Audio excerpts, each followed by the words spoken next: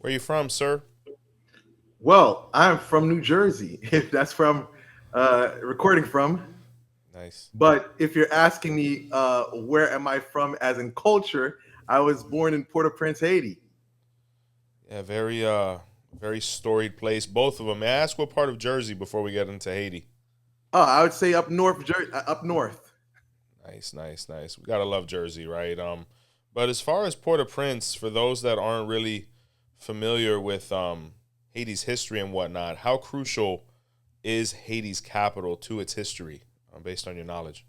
I mean, if we're talking about the capital, uh, I would say that's where everything pretty much began. When we're talking about revolution, independence, that's where it's pretty much sprang from. That's where the story, Lycée Pétion, all these guys, that's where the whole thing began. So this is where we at today. But yeah. Ni- hmm Nice, nice. Now, talking about the capital, and obviously Haiti having one of, if not the most storied revolution in the Caribbean as far as Afro descendant people. Can you go into, a brief history about what caused the revolution and how Vodun's role was so heavy in it? Well, that for me to summarize that in a couple of minutes, that's going to be something I can say that's going to be impossible. Yes, But sir. what I can say, which everyone else knows, there's a couple of things that happened. Particularly a alleged story that goes about 𝗃𝗏𝗋, which means alligators wood, where a ceremony was done allegedly to aid the people or give them the power to basically fight against the French. This is what is said, through word of mouth and history, allegedly. Yeah, definitely interesting story, especially when you hear about the sacrifices and what that occurred. Very rustic for sure, and I've always been a fan of going back to, original practices without fluff and whatnot, and Haiti has really preserved that going all the way back to the beginning. Now, do you come from a lineage of Vodun practitioners, or are you somebody that was able to reconnect and start that again? No, I come from a family. I come from a family. I would say it's a very complicated story because you have. I'll just put it like this: my father's side of the family, my grandfather 𝗀𝗵𝗿𝗀 Elmera was a Wugan Asogwe, and his wife Carmen Elmera was a Mombo Asogwe. Now, this is on my father's side. Now, on my mother's side, the story is a little complicated. They say my grandmother used to practice, but when you come up in a Haitian household, a lot of things are hidden or put into the dark when you're younger. But all I know from when I came up as a child was that I saw my mother getting a spiritual bath from my grandmother, and then as I got older, I never seen anything else because my family on my mother's side converted to Christianity or converted to the church thing. So, but yes, I could, pretty much come from a background within that. My father, he took a different path and different path from his siblings. He went into church. So for us, we were kind of kept away from that. But if you can read between the lines, what I'm saying? He was a pastor. But I'll just say this, he was very respected in the Haitian Voodoo community. Now, when I got a little older, my eyes became open, and when I saw what the church was preaching, because at one point in time, we got separated, me from my family, me from my dad. I came to America and I lived with my mom, right? So I came and seen how the church thing was going on within America or so. And it's like for some time I did a couple of years here in America, but then again my eyes started to become open. And let's just say when my eyes became open, that's when what I'm saying the teacher opened the door. You know what I'm saying? Because I mean, listen, let me tell you something. When I was a kid, I was so enthusiastic about going to church and exposing pastors. You know what I'm saying? And then one day my grandmother told me, listen, you think you're gonna go into the Haitian church and pull that stunt, you're gonna get what you're looking for. See, and that was the point when I began to realize there's something deeper than meets the eyes. See, American churches, oh, hallelujah, praise the Lord, Jesus Christ. Oh, you're not going to do that shit in the Haitian church. You know what I'm saying? You're not going to go up in there and interrupt and talking. See, you think you think this is American church, and you're gonna, you know what I'm saying, go up in there and cause problems. They're gonna give you what you're looking for. Now I'm just saying, if you understand what I'm saying, you're gonna understand. If you're real, you know what I'm talking about. But excuse my language, if I'm too hot, you know? Yeah. No. I completely understand, and it makes me think about a couple different things. One, I've spoken to a couple hoodoo practitioners as well, and the reading between the lines and understanding how the veil of the church was actually hiding other things that were going on. Because being a Santeria practitioner, and we would go through this all the time in Miami and in Hialeah, was that during the day, everybody was Catholic, and at night, there was a goat. You know what I'm saying? So it was really understood. And you get to a point as a young man, and I empathize with you so much, because you get to a point where you just want to be yourself, and that's what I hear from what you're saying, like, with the pastors and contradictions and whatnot. Like, why can't we just be us? At what age and at what point are you like, hey, I want to go back to who we were, our ancestral roots? When did that start happening for you? I put like this. I'm gonna put like this. It wasn't even going back to the ancestral roots, because it was like, man, I used to diss my Haitian voodoo all the time. You know what I'm saying? I used to call my dad crazy. You don't know what you're talking about. You say this is I believe in science and mathematics. Man, you crazy. You voodoo people y'all know what y'all talking about. You know what I'm saying? So I had to be like 16 or so. But listen, even though people are in a church in Haiti, they may be pastors and deacons, but they're gonna tell you, Vodu is real, magie is real. And anything else that comes with that is real. Just because a person's in church, unlike American churches, they don't believe in this stuff. But preachers, pastors, elders, whatever you want to call them in Haiti, they believe, they know what time it is. So I personally wasn't even trying to connect with nothing, because I didn't believe in nothing. I was borderline atheist, agnostic. When I found out a couple of things about the church, I was like, man, this is bogus. So I went out searching, searching. Then I got into an accident, that changed my life around. And when I got into this accident, I realized there's more than than I see with my two eyes. And that's when I started connecting with different family members. And that's when the door in the veil was lifted. Because now we're gonna teach you, we're gonna sit you down and give you that education. We're gonna form you good, former bien. Give me that good formula.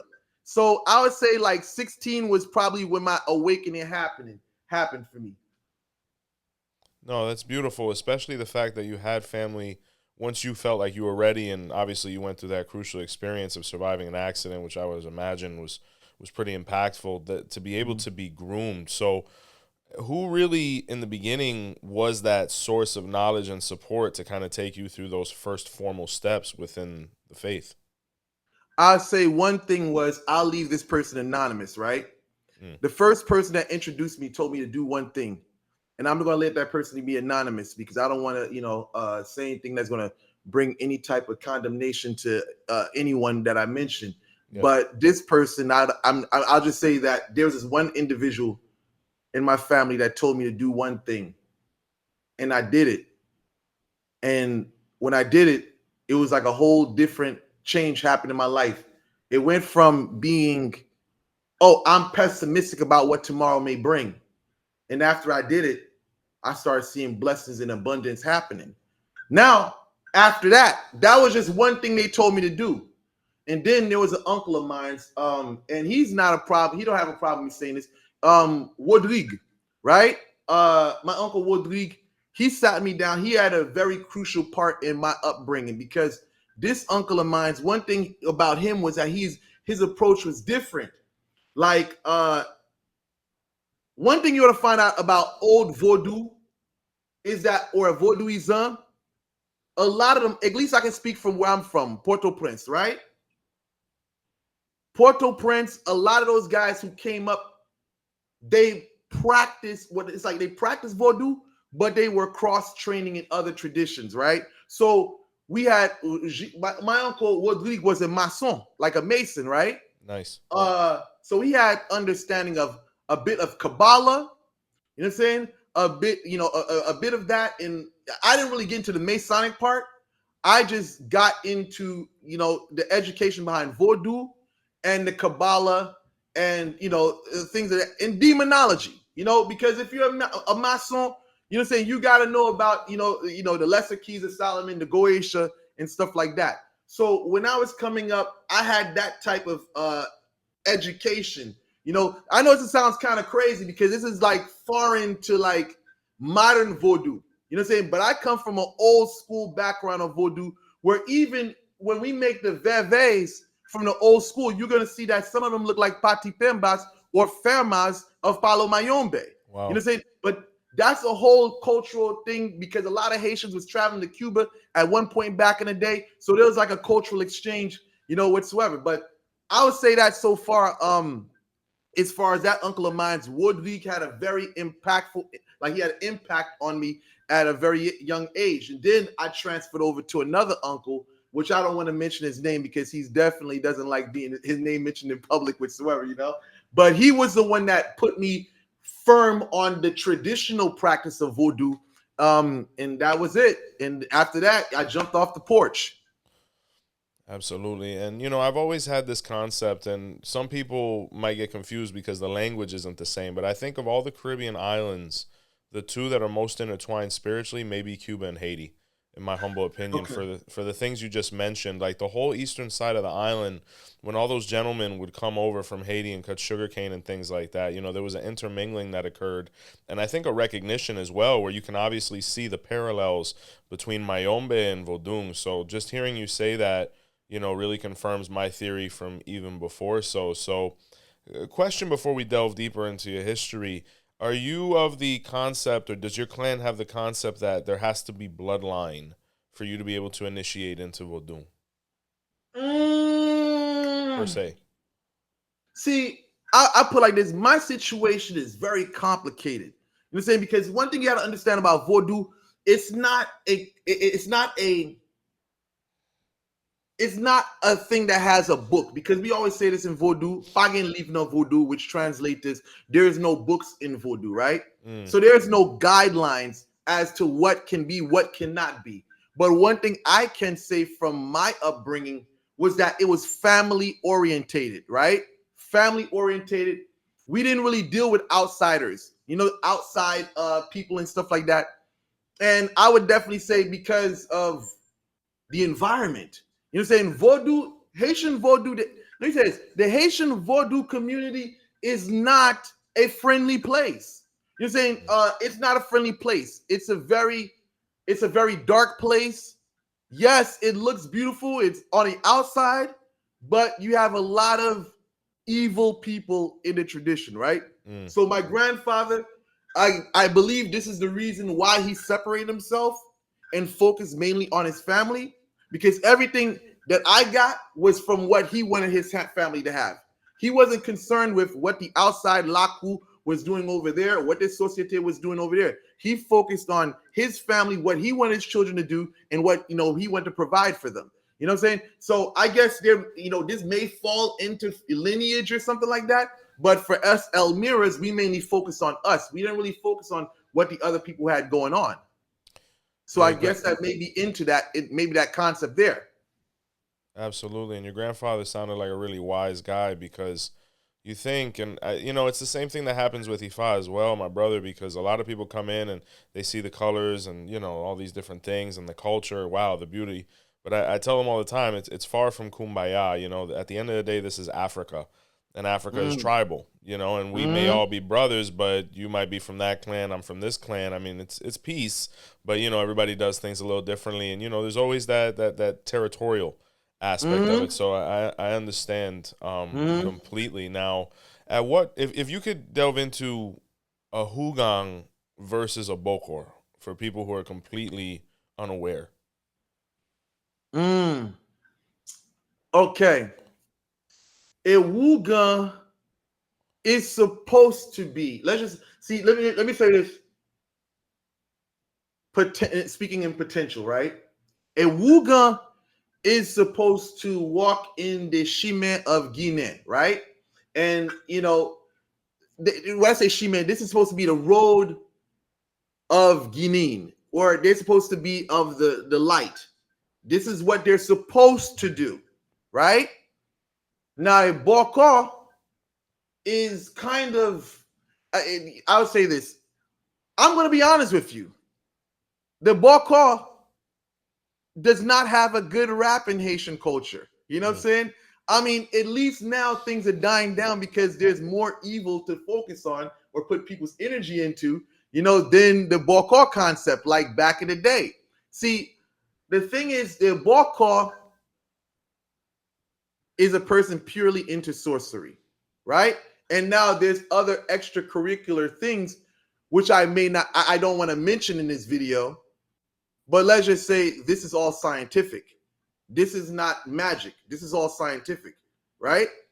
And let's just say it's not for good, right? So a Bokor, Wugan, they run service.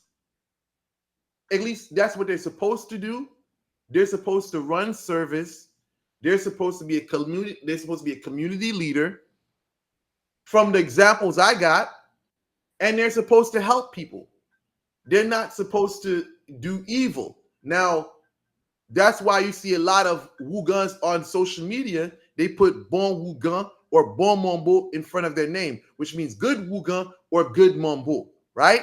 I guess to signal to a person that we don't do evil over here. Now, today the lines are blurred because, I mean, listen, it's almost like there really isn't any type of title going on today because the same people you consider Wugans and Mambos, they're the same person giving the terrorists in Haiti power to withstand bullets. You know what I'm saying? They're the ones part of gangs now. So it's almost like, okay, I mean, the Bokor was supposed to be this bad guy, but all the good people are now criminals now. You know what I'm saying? So it's almost like, okay, well, it's kind of good for the Bokor name because nobody's really saying Bokor anymore. They're saying Wugan. You're saying this Wugan gave this gang member, this Bundy, you know what I'm saying, power, this and that, gave him magical, talismans and stuff. So now it's like the world is blurred today. Yes, there may be a few Wugans in America, but those are not the ones I'm talking about. I'm talking about the people from the homeland. A lot of those guys are blurred today. You know what I'm saying? Like, I mean, what are you? I don't even know what these guys are today. Because now it's like, bro, you're look at the guy, Lamar Sanjou. This guy is a so-called Wugan. Now, I don't know if you guys heard of him, but Lamar Sanjou, what does that mean? It means death without days. Death unlimited, right? Now, This guy's supposed to be a Wugan. But this guy has caused how many massacres in Haiti? I mean, Jeff Kanawan, another Gaulois. These guys are Wugans, but yet they're terrorists. So I don't even know. I don't even know what's up with Vodu today, man. Yeah, that's got to be troublesome to somebody like you, because if I'm understanding, you're the last of a dying breed. Because it sounds like there used to be a checks and balances where, hey, if it's within this realm, this is Hougan territory. But as soon as you go to the left hand, then you got to go see somebody like you. And, I think based on what you're saying, culture, political situation, the street over there, sounds like it did a lot of what it ultimately did to Ifa over here, like back in the 80s where it kind of all got convoluted. Is the situation in Haiti causing all of this? I would just say this. They say absolute power corrupts absolutely. Yeah. And I would just say the political issue definitely has a role to play in this. I would definitely say this. Power is crazy because it's like this. Vodu today, you can use Vodu for whatever you want. But at the end of the day, you got to be responsible with how you use that power. And you're going to have to deal with whatever consequence comes with that. So today it's like people have, because of their situation, they have used Vodu to become very powerful. And now it's to the point where, listen, they've flown how many international guys in from different countries? El Salvador, Kenya. And these guys, these gang members, they're walking around, they're forming videos on social media, having the time of their lives. I'm not saying that they haven't taken any losses, but it's almost like these guys are sending these guys back in body bags. It's like this Vodou stuff is giving these guys power. And it's like these guys are using this stuff to maintain their power. I mean, it's almost like they've completely crippled the capital of Haiti, Port Au Prince. So it's crazy.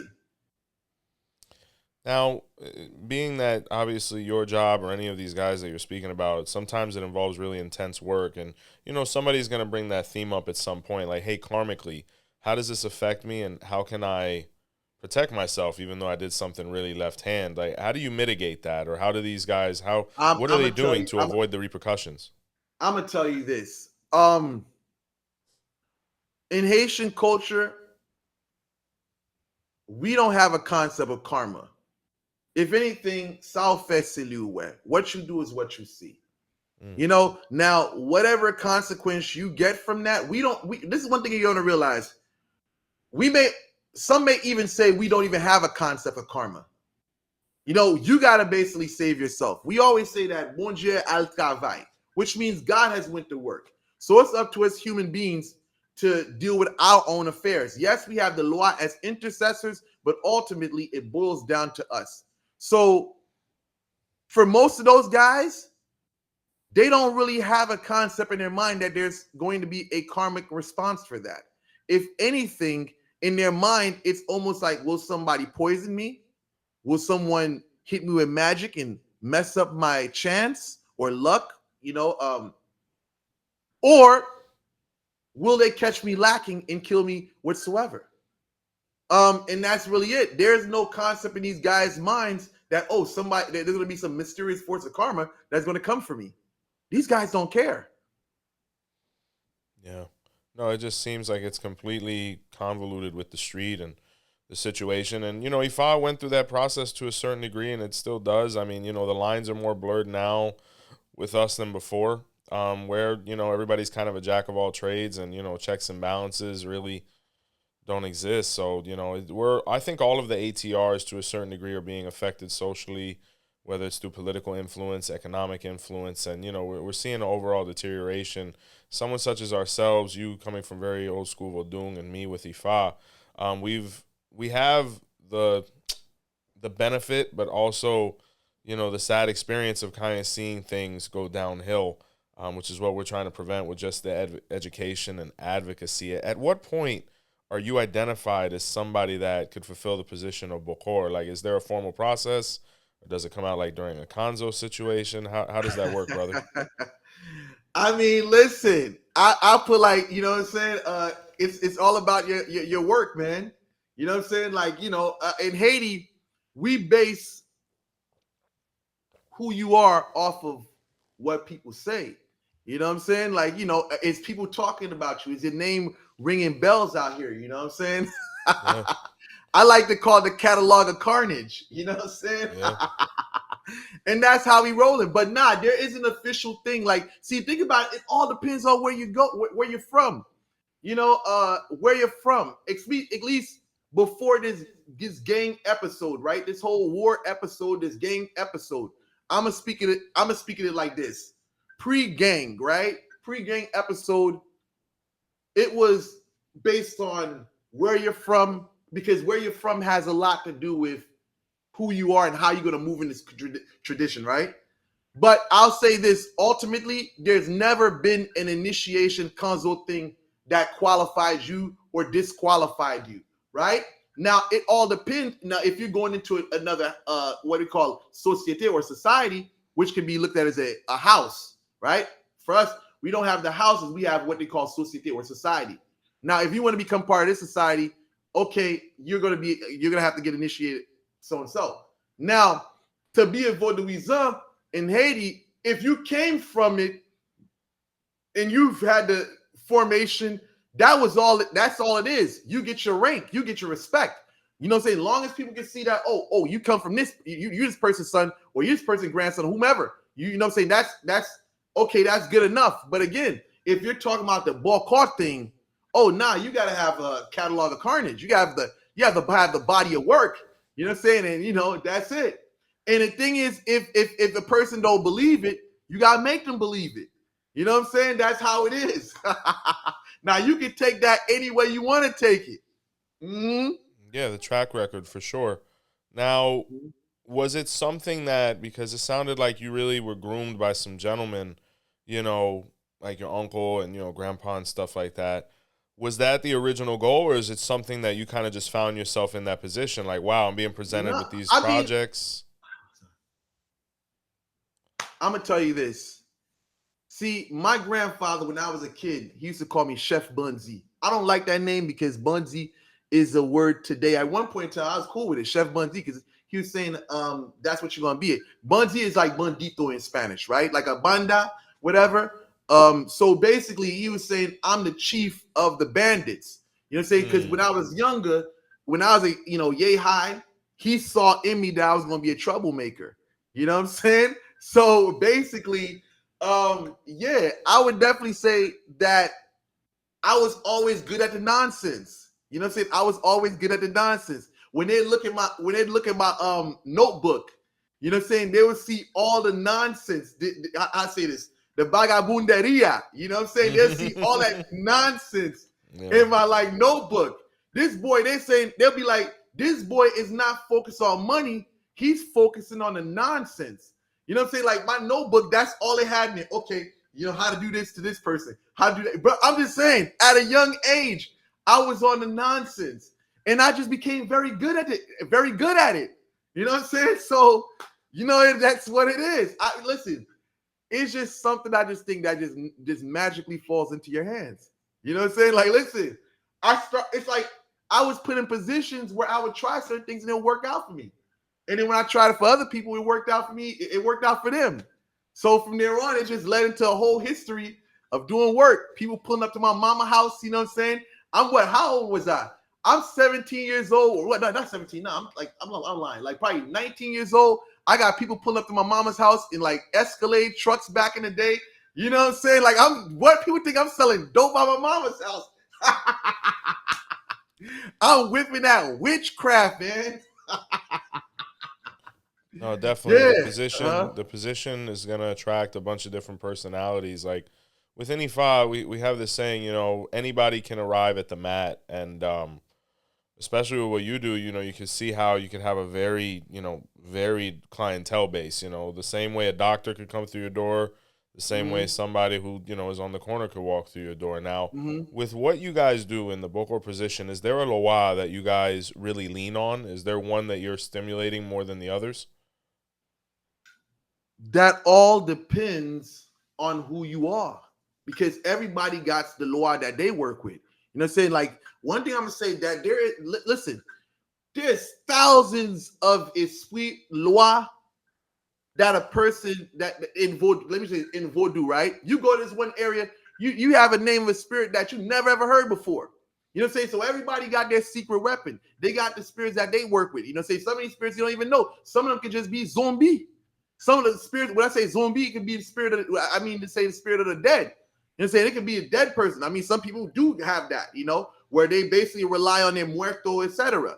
Yeah. Now, there is no initiation process like you mentioned, but with the Bokor position, are there certain prerequisites besides the carnage? Like, with 𝗲𝗲, there's certain characteristics that, a man should have. Are there any of those for said position? I'm going to tell you this. If somebody asked me how they become, you can't become it. You know what I'm saying? There is no checking in. You know what I'm saying? You can't pay no thousands of dollars. You know what I'm saying? You're going to come in this. It's one of those, if someone see you, you know what I'm saying, and they want to bring you in, they bring you in. But there's almost like there's no way of entering into this. You got to know somebody. You know what I'm saying? If they good like that, and it's like this. Haitians are really paranoid. You know what I'm saying? We're very paranoid. So at the end of the day, it's almost like, how could I trust you with doing this? And if I am going to put you on, it's going to be a business. It's going to be a business relationship. Okay, I tell you, go drop this over here. I tell you, go pick that up over there. You don't need to know what it is. I just need you to do that blindly. You know what I'm saying? Because at the end of the day, that's how it is, because we know you may be arming somebody. That's like the situation in Haiti right now. You arm a bunch of ignorant individuals, what they're going to do? They're going to turn around and use that weapon against you. And now we see that's what's happening with the country. So same thing with magie or whatever extra and whatever, let's just say miscellaneous tasks that you're into. You don't want to give a person this type of education because, one, you're putting yourself at risk. You know what I'm saying? So it's almost like, man, a bokor is one of those things, man. You just become it, man. Ain't nobody really going to show you that in the Haitian community, because we already know. You know, you may turn around and use this against me, or you may try to turn this around and use it against someone I have affection for. So it's one of those. It's either somebody's gonna pull you in, or it's not gonna happen. Yeah, I think as Caribbean people in general, we are a little jaded in that regard as far as trust, right? You know, with Ifa, like back in the day, it was the same thing. Like, you know, obviously there's a cost to go, you know, all these different things, but it wasn't like now where, you know, someone could just pull up and put a couple bills on the table and be like, I want in. There was really none of that. You had to really grow within a clan. You had to be trusted. You had to, you know, show that you were capable, you know, which is what it sounds like you're talking about. And, you know, I think those were all right days, because, you know, it became family at that point, and you knew that there was loyalty and there was capability, and it wasn't just, you know, a bunch of social media mess. So now I heard something really wild the other day, and I've been waiting to speak to you to ask you if it's authentic or not. I heard that in Haiti there was a tragedy that occurred with a village, with some connotations with Voodoo and, you know, all that's going on over there. How, you know, there was basically a massacre. I'm not sure if you heard about that. Of course, yeah. 𝗃𝗏𝗏, yeah, I'm familiar with it. Yeah. What happened there, brother? I mean, as far as you feel comfortable expounding upon, because it was really horrible from what I read. See, this is the nonsense. This is the stuff I've been speaking about on social media since 2013. I've been trying to tell people, like, listen, these readings, these lessons, you got to be careful, because some people, they'll tell you what you want to hear. They'll just make some shit up, and at the expense that, you know what I'm saying? Like, listen, I just play this. There's people who do listen readings, and they don't care about what happens to the other person. Because I've seen people go back and beat people up behind readings. You know what I'm saying? I mean, listen, I always tell people, take everything with a grain of salt, and you can't believe everything you hear in the lesson. Like, I'm a candidate of doing your investigation and research. Just because you hear something in the lesson doesn't mean you're going to go out. You should go out there and take initiative action to do something to someone. Because sometimes that Wugan or that bokor may be lying to you just to get money out your pockets. So let me get to what happened. 𝗃𝗏𝗏 went to, you know, basically 𝗃𝗏𝗏 had a child who died, right? Now, the child died. 𝗃𝗏𝗏, let me explain who this is. This is a gang member, right? You know, he's a gang member in Port Au Prince, head boss, shot caller, etc. Right? His child died. Now he wanted an answer for why his child died. So he went to whatever sorcerer or whatever Wugan in his area, and they told him that it was caused by elderly 𝗃𝗏𝗏𝗃, right? 𝗃𝗏𝗏𝗃, what is that? It's supposed to be a creature which flies at night that can basically drain the energy or, you know, the spirit of a young child, right? Nice. In DR, they call it a brujeria. What? Not brujeria. I mean, a bruja. That's what they look at it. That's what they call it. They say they usually stand on top of houses and stuff like that. But we all know bruja means it's nothing like that. But over there, they say it's like they stand on top of houses and stuff like that, and they drink the energy or they drain the energy of the child whatsoever, right? Haiti, we call it a 𝗃𝗏𝗏𝗃. DR, they call it a bruja whatsoever, right? Now, 𝗃𝗏𝗏𝗏 hears this.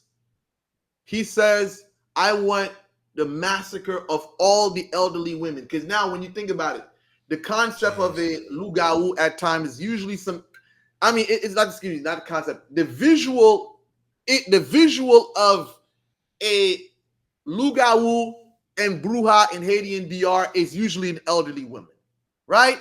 So who they gonna who is this 𝗀𝗏𝗋? The elderly women in the village. So what they do? He asked to massacre all these elderly people. So it came out to the number 200, and that happened in Haiti, all because of a leçon.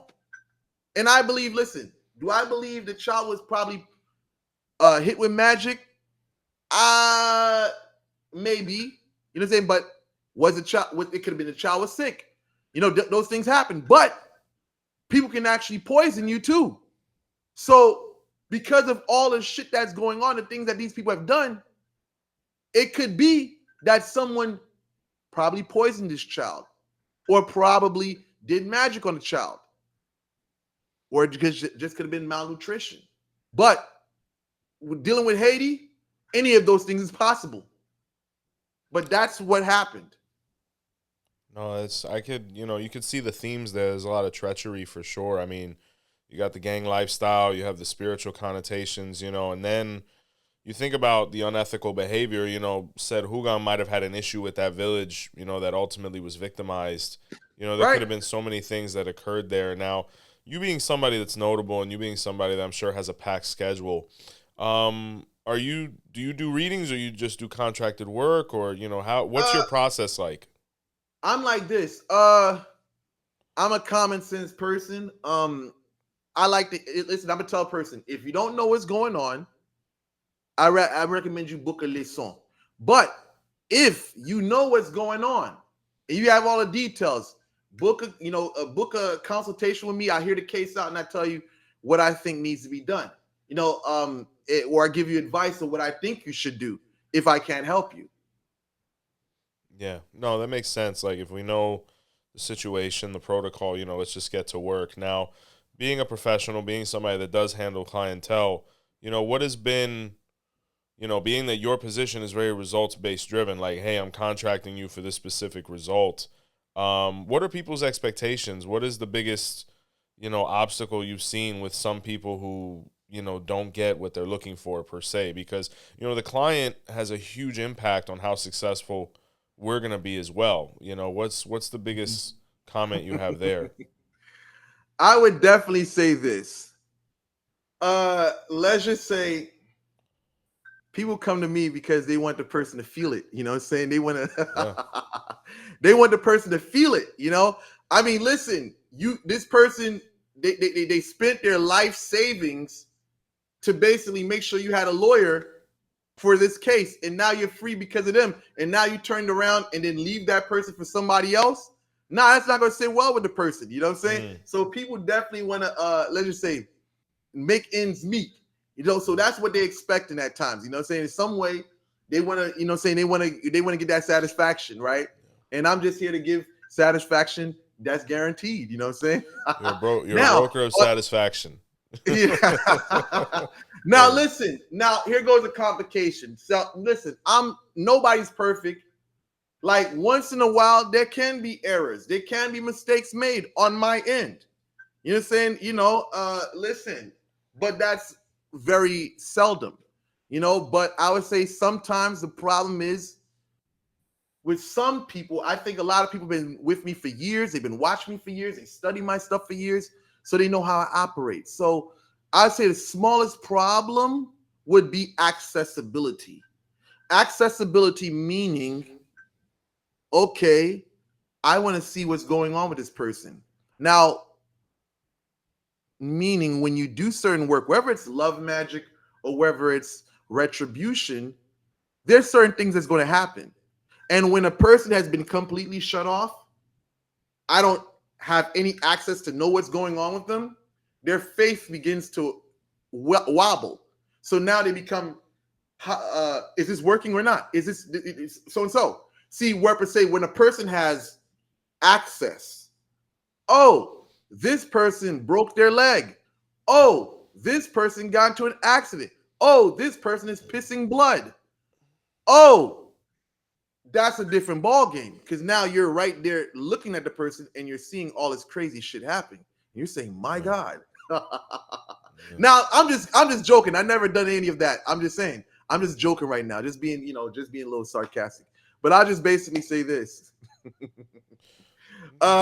Listen, people are going to see different things happen in front of their eyes, right? There's certain things that's going to happen. And when they don't have that accessibility to see what's happening, you know, say they begin to panic, you know what I'm saying? So accessibility is one thing, and patience. Maybe that's a small part, because like I said, there's been a lot of people that's been following me throughout the years.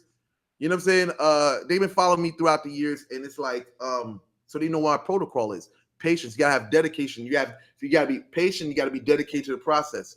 You gotta have discipline, because in between this, you don't want to mess up your accessibility by saying the wrong things. You get out of character and you start cursing this person out.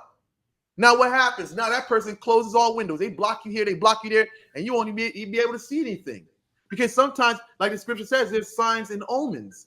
Signs and omens are for disbelieving people, but these signs and omens can carry a person a long way, because they're seeing movement, they're seeing things transpiring. But now when they mess that up by saying things that they shouldn't say or doing things that they shouldn't do, you know, it makes it very hard for them.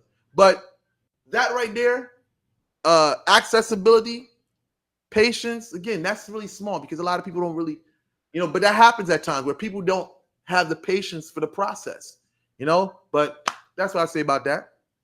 Yeah, I think with any time we're dealing with clientele, you know, people want their product now. And I think that, you know, understanding the stages of war and the process that goes into it and how a war can drag out, you know, and sometimes when a situation is heated, you know, taking that shot right there, the enemy's expecting that. You know, sometimes you have to allow the energies and things to move in a way where people relax, you know, like it's usually the best time to strike. So educating the client, if that is their goal, you know, allegedly, you know, and understanding, you know, the action plan towards that. And there's also levels to this, right? I remember you hear a lot of the old 𝗏𝗏𝗏s and stuff like that, like, oh, I did this brujeria to Fidel, right? We did this to kill Fidel.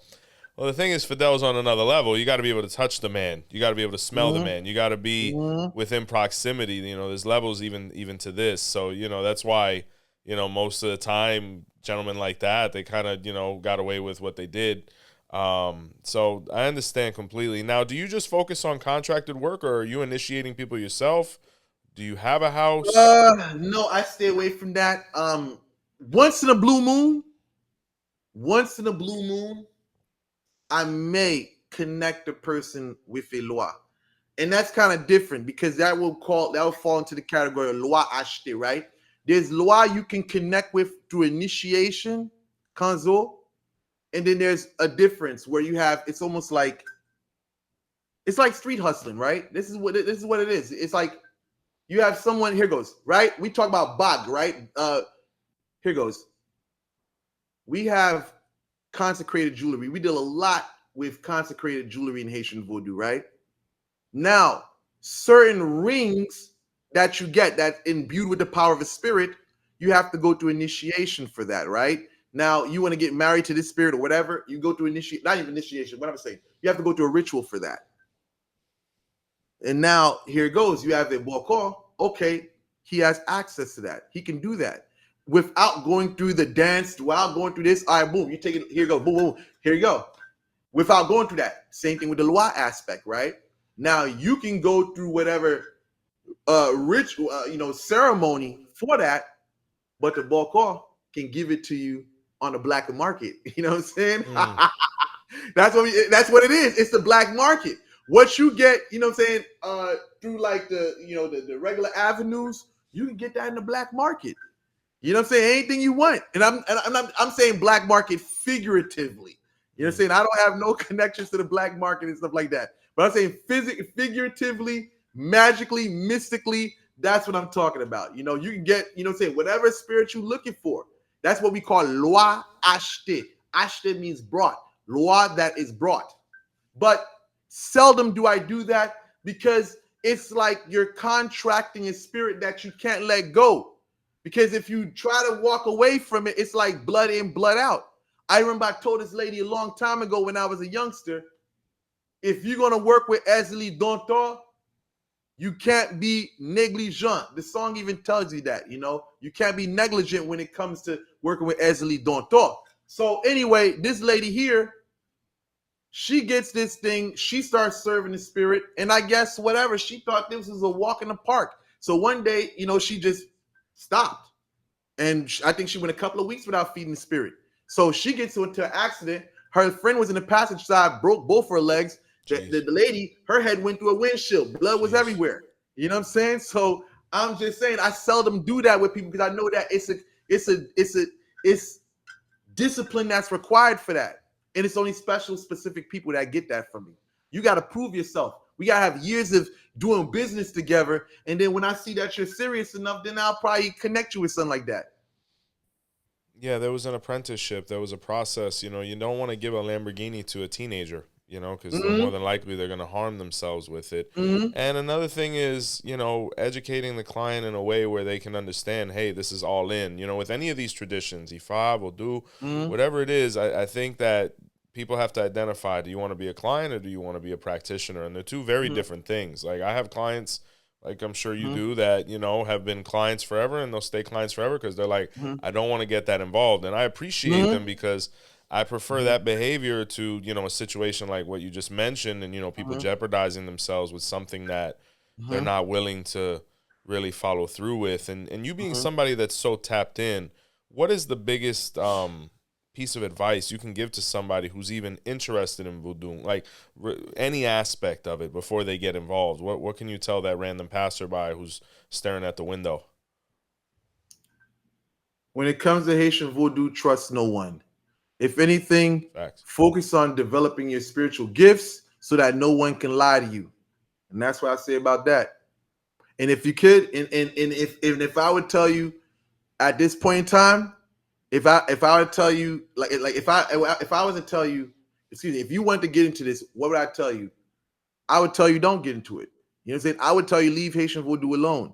Maybe go to Ifa or something like that, or Santeria. But because right now is not a time to be getting into that stuff. It's a very dog-eat-dog place. And if you're not built like that or you don't know people, you can really get hurt. I would just tell people as of now, stay away from it.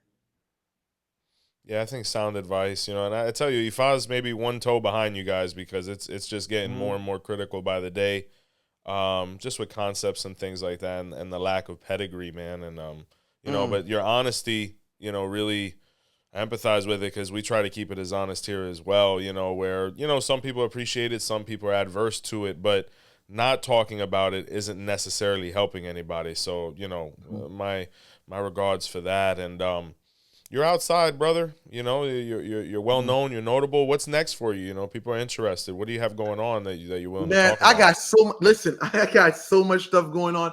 I recently did a clip for for some what is this? Social media? Oh, not social media. So for some network. You know what I'm saying? Some movie network or something like that. So it's a lot of things in the mix. Right now it's just focusing on clients. So it's a lot.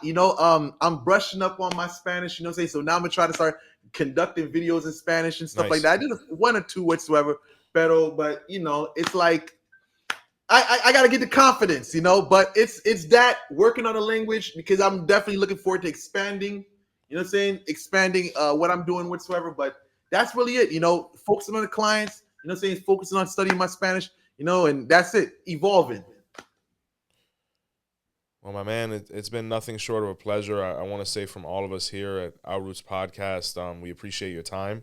We appreciate your knowledge. And I think that anybody that, comes to you is going to get the truth, which is something that you can't put a price on and is far from a commodity. So any final words for the public in general?